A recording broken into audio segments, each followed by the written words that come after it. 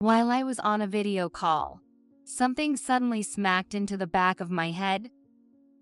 As I was startled and turned around, there stood my mother-in-law, Susan, with a nasty smirk on her face. You seem to have a lot of free time, chatting on the computer. The maid should get to cleaning.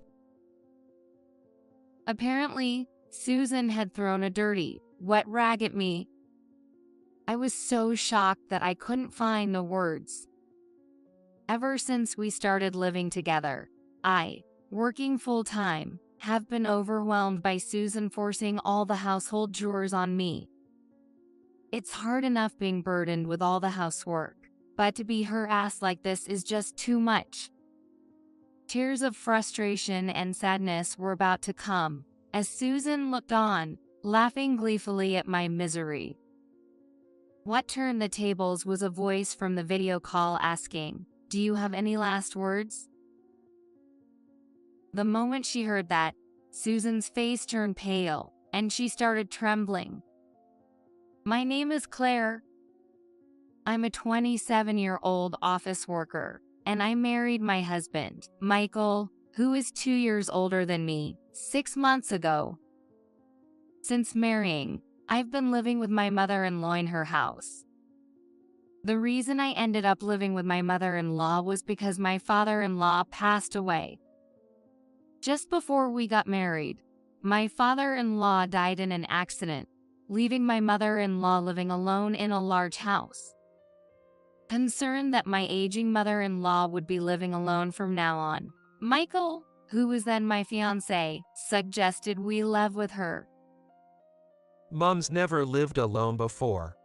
It'd be tough on her to start now at her age, and I worry something might happen to her. So, I was thinking, would it be okay if we lived with her?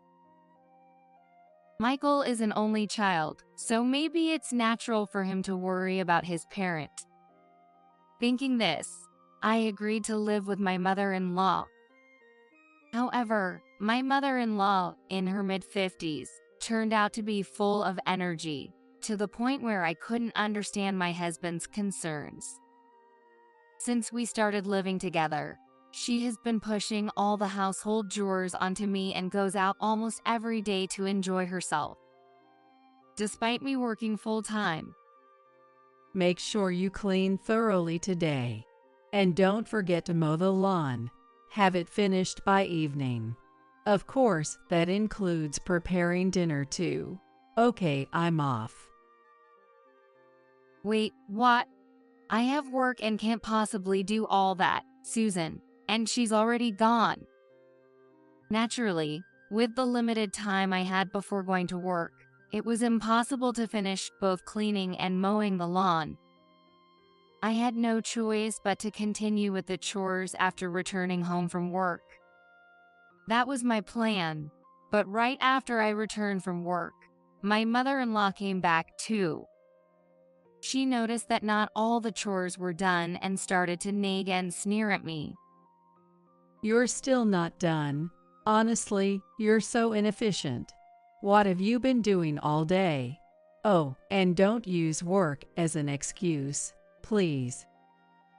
Despite not doing any household chores herself, my mother-in-law, Susan, had the audacity to lecture me, which was honestly infuriating. But arguing back would only prolong the conversation, so I remained silent and downcast, listening to her smugly dish out one sarcastic comment after another. Whatever. Just get dinner ready quickly. Michael will be home soon. It's unthinkable to not have dinner ready when a tired husband comes home from work. After her tirade, Susan seemed satisfied and left the area. The delay in preparing dinner was due to her long talk, a fact that left me feeling injustified as I began cooking. Thus, after only a few months of living with her, I found myself regretting the decision to live with my mother-in-law, as she continued to boss me around and make snide remarks daily. My husband, oblivious to this strained relationship between Susan and me, was busy working at the company run by his grandmother. This company, originally established and expanded by his grandfather, was being managed by his grandmother after the grandfather's death. There had been plans to pass the leadership to my father-in-law as the grandmother aged, but he passed away before this could happen. Since my mother-in-law, who had never worked in the company, couldn't take over, my husband became the successor. Michael is busier than regular employees because he is also training to take over the company, in addition to his normal duties. Until he is fully capable of replacing the president, his grandmother continues to lead the company. Being the president for many years, the grandmother is very straightforward and dislikes dishonesty, often adopting a strict attitude towards herself and others. Susan, having been strictly disciplined by her own mother-in-law initially, seems to have a fear of her, showing discomfort at the mere mention of her name. On the other hand, I found that my preferences and thoughts were similar to the grandmother's, and we got along well from the start of my marriage. Fortunately, our relationship wasn't as close as a typical mother-in-law and daughter-in-law, which perhaps helped us to quickly warm up to each other. And before I knew it, I was visiting grandmother-in-law on my own during holidays.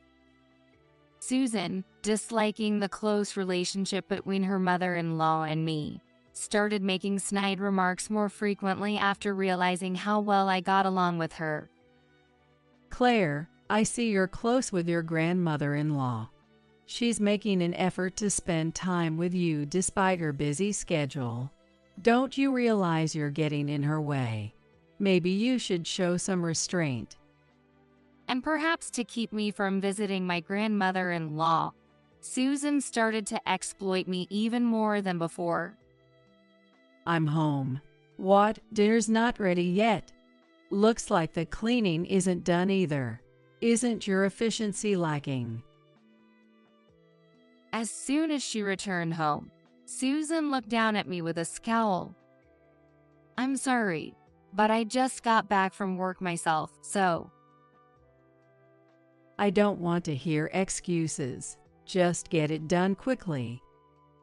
For me, working full-time and sometimes doing overtime, it's impossible to manage all the household chores perfectly. I wish I could at least buy some ready-made meals from the supermarket on the days I work late, but Susan insists. I don't want to eat something that looks unhealthy. All meals should be homemade. Exhausted by dealing with Susan's unreasonable demands, I took the opportunity when she was out to talk to my husband, Michael. Susan won't listen to me. Can you talk to her, Michael? It's impossible for me to manage all the household chores by myself when we both work. We need her help. However, even when I pleaded, my husband wouldn't listen. Sorry, but I'm busy and tired from work. Can't you complain somewhere else? I think he didn't want to hear me speak ill of Susan. My husband, training to be the successor at his grandmother's company, seems to be tasked with various jobs and literally works from morning till night, often even on weekends. Reluctant to burden my extremely busy husband, I couldn't bring myself to discuss Susan with him any further. In the midst of these uncomfortable days, I received a call from my grandmother-in-law on a day off. There's something I can't figure out on my computer. Claire, I hate to bother you, but could you help me? Is now a good time? I just finished my morning chores, so it's fine. I'll help if I can.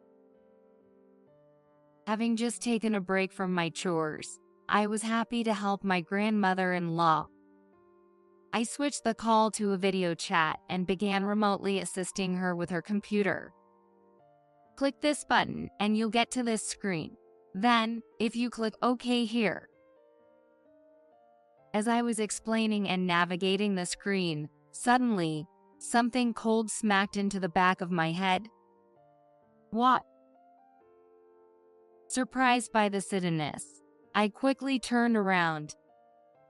There stood Susan, smirking unpleasantly. Then, noticing a foul smell coming from below, I looked down to find a dirty, wet rat. Touching the back of my head where I felt wetness, my hand came away smelling foul, indicating Susan had thrown the dirty rag at me. Chatting on the computer. You seem to have plenty of free time. The maid should get to cleaning right away. I was profoundly shocked and speechless, both from being called a maid and having the dirty rag thrown at me. I couldn't understand any of it, including the usual harassment from Susan. Why should I be treated this way? What had I done? These thoughts swirled in my mind until I was momentarily dazed, with Susan looking down on me with a smug grin, saying nothing. An uncomfortable silence filled the house, broken only by my grandmother-in-law's voice. Is there anything else you'd like to say before we finish? Her voice came from the computer screen I was on a video call with. At that moment, Susan, realizing I was talking to her mother-in-law, went pale and began to tremble. What, that voice? Could it be you, mother-in-law? You were talking to her. It seemed Susan hadn't realized I was on a video call, as the screen showed remote control operations and not the grandmother-in-law's face. From the other side of the screen, her stern voice came through.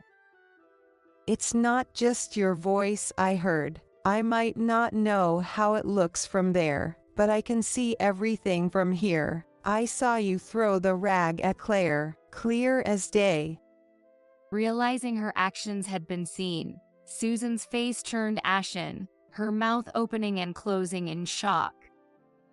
Ignoring her, the grandmother-in-law might have ended the remote control session because her face then appeared on the computer screen, looking as stern as ever, glaring sharply at Susan. Really, hurling insults and even doing something as dreadful as this in front of me. What were you thinking? I think you owe me an explanation. It's not what it looks like. I was just trying to scold her for neglecting her chores. Susan, sweating profusely and flustered, responded to the grandmother-in-law's questioning. The grandmother-in-law stared at her with an icy gaze. What nonsense is this? When I called, Claire said she had finished her morning chores. Are you suggesting she lied? And even if so, what's with the rag you threw at her? Is that your idea of discipline? And how do you explain calling her a maid? Do you actually think of Claire as a maid? Enough with the jokes. Well, it's just. Susan was so intimidated by the relentless questioning that she couldn't provide a straight answer, her eyes darting around. Perhaps exasperated, the grandmother-in-law sighed heavily. Enough. It seems I need to re-educate you. I'm coming over right now, so just wait there. You know what will happen if you try to run, right? With that, the grandmother-in-law ended the video call. Susan stood frozen in front of the computer, her face a shade of desperate blue, speechless. Her demeanor was almost like how I had been earlier, stunned by the harassment I received. About 30 minutes later, both the grandmother-in-law and Michael arrived at our home. Having briefly heard from the grandmother-in-law during the drive, Michael had a stern look. Well then, let's hear again. What exactly were you thinking with all this? Though Susan had remained motionless since the call ended, she started trembling when confronted by the arriving grandmother-in-law. It's really not what it seems. I wasn't bullying Claire. I just told her to take care of the housework instead of just playing around. I ran out of my patience with my Mill, who kept making excuses even in this situation. And I burst out in frustration at Susan. Enough. You dump all the housework on me and go out to enjoy yourself. How is that fair? And for your information, I work full-time. I'm not out playing. There's no way I can meet your standards of housekeeping. Working 5 days a week from morning till night. How can one person be expected to clean every corner of the house every single day? It's unreasonable to expect me to cook a full-course meal for every meal, mow the lawn and water the plants daily, and never miss laundry and ironing. My frustration unleashed. I also laid bare to the grandmother-in-law and Michael how unreasonable Susan's demands and actions had been. What the, Mom? You've been putting Claire through all this despite having all the time in the world because you're not working. Michael, shocked by my words, began to confront Susan. With a stunned husband and a disapproving grandmother-in-law glaring at her, Susan shrank in size. Realizing Susan had nothing to say, Michael turned to me. It seems I've made a terrible mistake, Claire. I'm truly sorry for not taking your words seriously. I had no idea you were suffering like this. I just assumed Mom was handling the chores. I should have realized sooner and addressed Mom's behavior. I'm so sorry. Michael, looking pale, apologized. You probably don't want anything to do with her anymore, right? Let's stop living with her and just be on our own. Surprised by Michael's unexpected suggestion, my emotions shifted from joy to astonishment. Really? Are you sure? I hesitantly asked, wondering if I was just hearing things I wanted to hear. When I fearfully confirmed this thought, my husband nodded strongly and said, "Of course." My husband is serious, not lying, about trying to help me deal with my mother-in-law. Feeling supported and relieved, tears welled up in my eyes. However, Susan, witnessing our conversation, did not seem pleased with the development and suddenly became infuriated. What's this, Michael and Claire? Both of you spouting such nonsense. Don't you know it's only natural for a daughter-in-law to perfect the housework? Serving the in-laws' home is a daughter-in-law's duty. Breaking up the cohabitation is out of the question. Susan insisted she had done nothing wrong, and that the fault lay with the daughter-in-law who couldn't manage the house properly. Her self-righteous rant was incredibly selfish.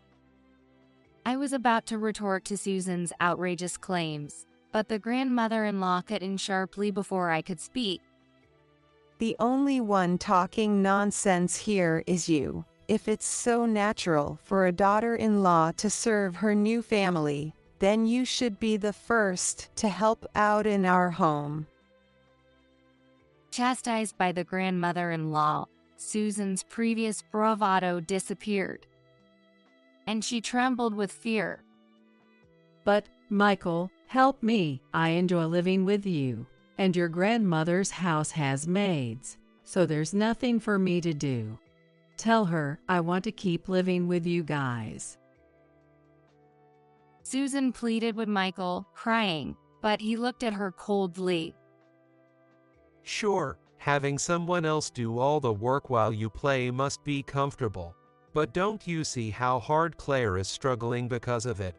I don't care how important you think a mother-in-law is.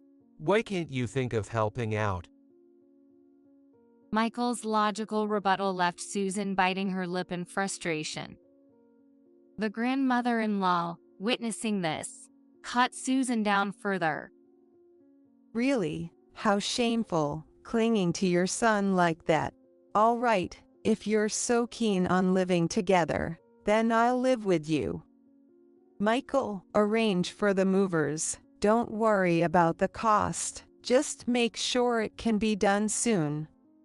Commanding Michael efficiently, the grandmother-in-law caused Susan to panic. Not that. Anything but that, please. Despite Susan's desperate resistance, the grandmother-in-law's chauffeur dragged her to the car and transported her to the grandmother-in-law's house. As it was, my mother-in-law was forcibly taken to my grandmother-in-law's house with only her body. Susan's screams echoed like death throes. A few days later, the movers arranged by Michael transferred all of Susan's belongings to the grandmother-in-law's house, where Susan began her new cohabitation. Susan was being strictly trained in household and company chores by the grandmother-in-law. Is that all you've done? You're too slow. At this rate, you'll never finish. Hurry up, then get home to start dinner. I can't take it anymore. Susan, overwhelmed by the variety of tasks, lived a miserable daily life. As an aside, Susan had a habit of overspending and had used up most of her husband's inheritance. Thus, no matter how much she disliked the grandmother-in-law's house, she couldn't afford to find a new place and move out. Once, Susan tried to flee and sneak into our home.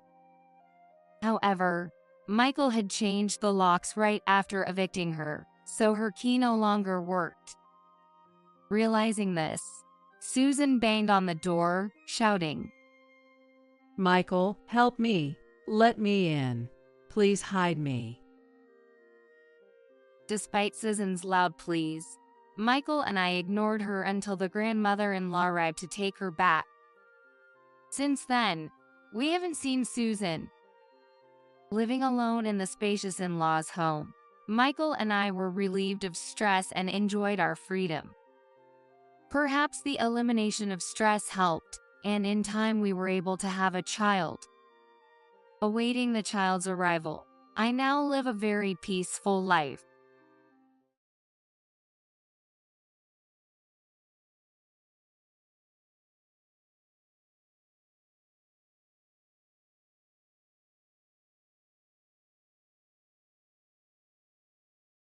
All right, everyone's presentations are done. Nick, the manager, said as he tried to move the discussion forward. Excuse me, I haven't. I recently found out something. Nick interrupted me and began to speak. There's apparently someone in this department who didn't graduate high school and is just a part-timer. Meetings should be for employees only. Absolutely right. His lackey, Mike, of course, agreed with Nick. I'm leaving. After leaving the meeting room, I started to shut down my computer.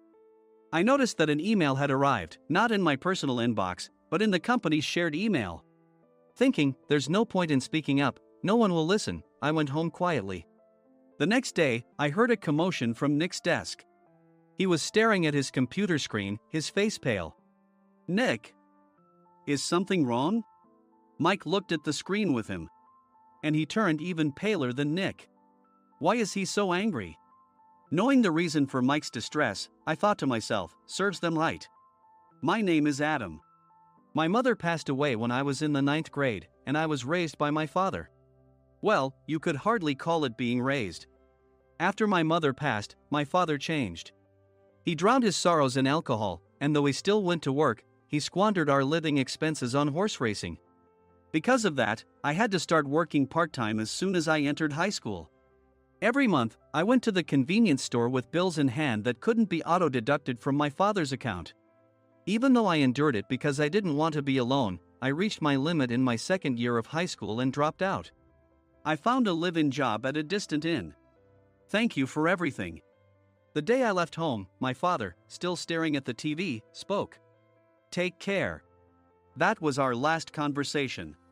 Back then, 18 wasn't the age of majority, so I needed my father's permission to work, and I couldn't hide my place of employment. Yet, my father never visited me even once. I kept working just to survive, and before I knew it, I was 42. Years of hard work paid off, and I was transferred to the headquarters. I was thrilled to be recognized by the company, as I thought I'd be working in the field until retirement due to my lack of formal education. Listen up. Our work can change the future of our employees. Don't drag us down. On my first day after the transfer, Nick, dressed in an expensive suit, spoke sternly. There was a reason for this. Our inn was located in a prominent tourist destination, known so well that everyone in the state could sing its commercial jingle. At its peak, we had 5 locations within the state. But that was long ago. Due to financial difficulties and aging facilities, only the place where I had worked for many years and the original establishment remained. I was prepared to lose my job anytime, but now there was a glimmer of hope. With the rise of social media, the tourist area where the inn was located started gaining attention again. Depending on how hard the sales department, where I was transferred, worked, we could either thrive or be forced to give up this prime location to the new hotel chains continuously popping up. For Nick, who had switched careers from another industry to strengthen our sales, this was a battle he couldn't afford to lose. I understood why he had to be strict. I will do my best. Nick sneered at my enthusiastic declaration. Did you not hear what I said? I'm sorry. I thought I was listening carefully. Out of habit from years of customer service, I apologized reflexively, though I had no idea what had offended him. Someone was watching me with a smirk. In this department, there are those who are expected to excel and those who have been shoved here because they have nowhere else to go. You are the latter. It was Mike, the section chief. He's 7 years younger, at 35. But he was called to headquarters much earlier than I was and had been moving around within the headquarters ever since. I'm not jealous, but I can't accept that he's my boss. Graduating from a prestigious university, he has an unusually high pride and caused many problems as a newbie, making things very difficult for me when I was the front desk leader. When I found out Mike was transferred to the sales department a month before me, I was disheartened. Mike is right. With just a middle school diploma, there's not much you can do. Don't even think about achieving results. As if I didn't exist, Nick remarked, I'm thirsty. Mike eagerly ran to the coffee maker. It seems Mike is Nick's lackey. I regretted being happy about my transfer to headquarters, wishing I had stayed on site forever. Send a direct mail to every company on this list by the end of the day. Nick only assigned me tasks that even a new graduate could handle.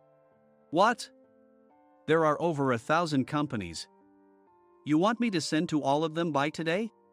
Yes, if you and your fellow misfits split the work, even those with nowhere else to go should finish by today. I glanced at the employees typing away expressionlessly. They were worn out from customer service, only thinking about leaving on time, or were women reassigned after having children, with zero motivation for work. Even Sam, a new graduate from the same university as Mike, who was supposed to be among the expected achievers, had no enthusiasm for the job, having joined the company wanting to do customer service. I don't care what they say, I plan to quit anytime, he said. Only Nick and Mike were highly motivated, making all the decisions between the two of them. I originally only wanted to work at the inn to survive and had no particular attachment to this job. I swallowed my words, thinking I had no right to reprimand them. About a month after the transfer, Nick told us with a frustrated look. To commemorate the 50th anniversary, we've decided to create a plan exclusive for one group per day. Originally, Mike and I were supposed to come up with it, but our president, Mr. Thompson, insists on hearing everyone's opinions. So, you all get a chance. As Nick explained, Mike began handing out prints. Make sure not to embarrass Nick. If your ideas are half-baked, you'll have to redo them. It seemed that they had printed his handwritten notes by Mr. Thompson, which included several questions and a section for free responses. It made sense why Nick had to seek our input, given that all responses had to be submitted to Mr. Thompson. We were given a week to think about it, and a meeting was scheduled to compile our ideas. My plan is to let guests enjoy both the old and modern America. Nick began the presentations. Guests would watch a master confectioner at a nearby traditional sweet shop make sweets in front of them. The welcome drink would be premium tea in a bottle. Nick's plan was certainly attractive. After his presentation, Nick called on us to present in the order we were seated. Just as I stood up for my turn. All right, everyone's presentations are done. Excuse me, I haven't. I recently found out something. Nick interrupted me. There's someone in this department who didn't graduate high school and is just a part-timer. He was likely talking about me. I joined the company as a part-timer and was made a full-time employee when I turned 20. That was 20 years ago, so Nick and Mike probably had no chance to know until recently. Meetings should be for employees only. Absolutely right. After that, Nick kept creating opportunities to solicit everyone's opinions, purposefully excluding me from speaking. The meeting unexpectedly heated up and went past the scheduled end time. A few people asked to leave, and the discussion continued with the remaining few. Still here? Normally, you'd leave in that situation. Though I had no attachment to the job initially, hearing kind words from customers made me want to make them happier. For someone like me, with nowhere to go, the inn was my home and customer service was my life. I felt pathetic about my current self. I'm leaving. I left the conference room and started shutting down my computer. I noticed an email had arrived, not in my personal inbox, but in the company's shared email. Thinking no one would listen to what I had to say anyway, I quietly went home. The next day, while preparing the DM as instructed, I heard a commotion from Nick's desk. In his haste to stand up, he hit his knee on the desk. He stared at his computer screen, his face pale. Nick! What's wrong? Mike, thinking he should be the first to rush over, approached Nick while still wearing his coat. He peered at the screen with Nick. And he turned even paler than Nick. Why is he so angry? Who is responsible for this company? Nick, more irritated than ever, asked, and Mike answered without checking. Probably Sam. Sam wasn't there because he was attending a morning training session for new hires. Nick gave up on getting angry and returned his gaze to the screen. They were looking at an email that arrived right after the end of the working day yesterday. Apparently, no one, including me, had checked it before leaving. The email was from a large company that used us for their annual employee trips. The president and executives of that company also frequently used our services personally. President of the company, Mr. Mason himself had declared that neither he nor his company would ever use our services again. Well, some companies cancel their employee trips or stop using our services due to financial struggles. Let's just move on. Mike kept wiping the sweat from his forehead with a handkerchief. Knowing why Mike was so agitated, I quietly watched their interaction. Do you know how much revenue we get from that company? We can find other guests to fill the rooms, but we'll lose the banquet costs, gift shop revenue, rental car fees, and more. Moreover, the gifts were supposed to be prepared by the traditional confectionery shop involved in Nick's proposed plan. If it's known that we incurred such a huge loss at this critical time, Nick's position in the company would be jeopardized. Nick took a deep breath, seemingly trying to calm himself. All right, Mike. Go to New York right now and apologize to Mr. Mason. What? You're coming with me, right? I have urgent work to do. I trust you, which is why I'm entrusting this to you. Please. Mike, believing Nick's sincerity, agreed with a determined look on his face, saying, yes. That's Nick for you. Even if Mike went to apologize, Nick would shift all the blame onto him if the client didn't change their mind. Well, it was Mike's fault to begin with, so it served him right. About 3 hours later, Sam answered a call from somewhere and repeatedly apologized, saying, I'm very sorry. Everyone watched to see what was happening. After ending the call, he informed Nick with a weary tone. When Mike arrived at the client's company, he only made things worse, further infuriating Mr. Mason. He was demanding, get his boss here immediately. It was no wonder Sam was exhausted, dealing with such a call right after returning from training. What is that idiot doing? All right, Adam, you're coming with me. If sacrificing Mike didn't work, then I must be next. Normally, I'd want to refuse at all costs, but I saw an opportunity in this situation. If I can be of assistance, I'd be happy to join you. I immediately followed Nick, and we flew to New York. When we introduced ourselves at the reception, it became clear how serious the situation was. As the receptionist personally escorted us to the president's office. Angry voices leaked through the door. making both Nick and me uneasy. "Excuse me. I'm Nick, the supervisor. I understand my subordinate has caused you trouble, and I deeply apologize." Nick, with his experience in the corporate world, knew enough to offer an apology before excuses. However, his customer service skills left much to be desired. I sighed as I saw Mike trembling like a small dog in the corner of the room. "What kind of training are you giving your subordinates?" Mr. Mason glared at Nick with a red face. The intensity of his gaze made even Nick take a step back. Regrettably, I joined this company only 2 years ago and was unaware of Mike's issues. I should have identified his shortcomings sooner. Indeed, I should have realized sooner. No sensible person would come to apologize and then give a lengthy presentation on the drawbacks of not using their in. Nick froze, his mouth slightly open. Suspecting the worst, I picked up the documents that had fallen to the floor. It seemed Mike hastily prepared these documents on the plane, listing the disadvantages. Disadvantage 1: if you change the venue for the company trip, employees might suspect it's for cost-cutting reasons, leading to a negative impression. Reading it aloud half-jokingly, Nick snatched the papers from my hand and checked the contents with a furious expression. Among the stack of documents was a receipt from a nearby convenience store's copy machine. I felt a pang of dread, hoping he hadn't shown the receipt as well. What do you think he said when I asked what kind of nerve he had to do this? I'm very sorry."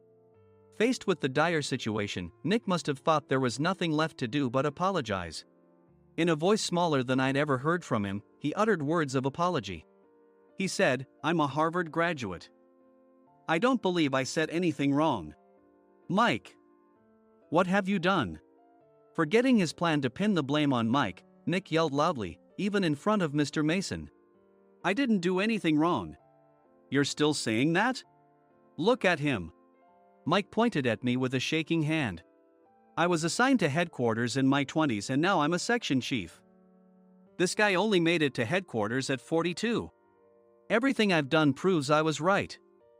So why are we losing the contract?" Having said his piece, Mike collapsed to the floor. "Of course. You were sent there because you had nowhere else to go." Mike never expected to hear such words from someone he looked down upon. He lunged at me, and Nick hurriedly stepped in to stop him. "Mr. Thompson told me Mike is a quick thinker, and to take good care of him." There's no way he was pushed aside. "Don't make things worse here. He didn't say quick thinker, he said only quick-witted, didn't he?" I don't remember that part." I recalled the many troubles Mike caused when he was a newbie. When Mike was on the front line, his pride was so high that he never apologized to customers. Customer service, especially in our job, doesn't work alone. It brings both good and bad situations. If the front staff or housekeepers made mistakes, or the cleaning company didn't properly clean a room, one had to apologize to the customers regardless of personal fault. Mike, in such situations, would never apologize, insisting he wasn't at fault. This often angered customers, and as the front desk leader, I frequently had to apologize on his behalf. He caused complaints and disrupted operations, which is why he was quickly moved to headquarters. In departments where he didn't interact directly with customers, his quick thinking was beneficial and things went well. But it seemed his flaws were starting to show. Corporate reservations are supposed to be entered into the system by the sales representative. But a quick check yesterday revealed that more than 10 items were missing from the client's reservation. The handover document clearly stated what needed to be prepared. Why didn't you enter it into the system? Why do we have to give them special treatment? Filling rooms near the banquet hall, setting up all the food in advance. Specifying the brand of wine, they're too demanding. No wonder he always angered customers, I thought, feeling a headache coming on. Grouping them in rooms near the banquet hall is for our benefit too. It makes it easier for the staff to set up beds and serve breakfast since everyone's schedule is synchronized. As for the other requests, Mr. Mason suggested them to lighten our load. I didn't know that. Nick finally seemed to realize that Mike was the one who had angered the client. What did you say to them? I just told them we wouldn't give them special treatment anymore. We shouldn't waste effort on things that don't bring in money. I was utterly exasperated at his lack of understanding of customer service. Of course, we shouldn't comply with unreasonable demands. But carrying over successful practices from past stays makes customers feel remembered and enhances their experience. Good memories encourage repeat visits. That's part of our job. I looked down at Mike, who was sitting on the floor. In our job, nothing is a waste. Mr. Thompson likely moved you to the sales department, hoping you'd finally understand this. How do you think he feels now that you've failed to meet his expectations? Mike, tears in his eyes, fled the president's office. I was amazed he still hadn't apologized. You have it tough, Adam. It's okay, we're all employees of the same company. I deeply apologize for this disrespectful incident. Especially after all the care you've shown us. If it weren't for you, Adam, I really would have stopped staying here. When I heard you were moving to the sales department, I was willing to reconsider if you handled it.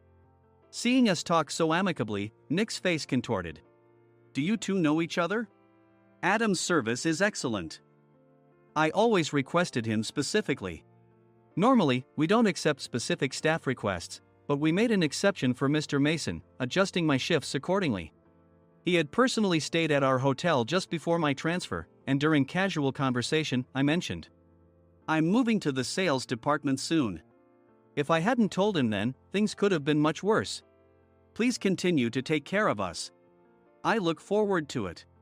On the return flight, Nick awkwardly offered me a can of beer. It's still working hours. Of course, I had no intention of forgiving him for a single beer. Nick might try to pin everything on Mike and avoid any consequences. While pondering this, a startling fact came to light. Nick, the tea bottles for the plan have arrived. I handed Nick a bottle labeled with our inn's name. They look good. What are you talking about? These are plastic bottles. I had assumed we would use the trendy, high-end bottling tea. But what arrived were ordinary plastic bottles of tea with customized labels. The only unique aspect was the label, which had the inn's name, making it look customized. Upon further investigation, I discovered that a substantial amount of money was set to be paid to the tea company. It was priced like bottling tea. Does this plastic bottle really cost $100 each? The tea inside is specially blended for us. The extra cost is for that. Wouldn't it be better to use another tea company? Or is there a specific reason we must use this one? As Nick continued to make excuses, I showed him a printed email. I informed the tea company's president, Mr. Mitchell, that we discovered irregular payments and he confessed. He said you two were high school classmates and planned to split the extra money. That idiot. Why did he confess? That's not important. You should worry about yourself, this could turn into a police matter. Opening the bottle cap, I suggested. How about calming down with this tea? It supposedly has a relaxing effect. Nick drank the tea frantically. In the following days, decisions were made about their fates. Mike was reassigned to the General Affairs Department, with no chance of transfer or promotion, as per Mr. Thompson's orders. As for Nick, since the payment to the tea company hadn't yet been made, he narrowly avoided legal trouble. Instead, he was encouraged to leave the company, and to avoid further complications, Nick submitted his resignation. Rumor has it that connections between HR departments have made it difficult for him to find new employment. Even though it was good to have those two gone, something unexpected happened in the sales department. Everyone became motivated and united in refining the 50th anniversary plan. In the end, my plan was adopted. We collaborated with the Tourist Information Center to provide personalized guides. The plan, tailored to the number of guests, was truly special for the 50th anniversary. Hey, is Adam's family coming to stay? I immediately booked that special plan for my family. Sam noticed it on the reservation list and quickly picked up on it. Yes, I'm inviting my father. That's great. I might invite my parents too. I lacked the courage to face my father just as Adam. But here, with the confidence Mr. Mason praised, I felt ready. The 50th anniversary plan was a perfect opportunity to reconnect with my father. I hoped to bring back the days when we could laugh together as we once did.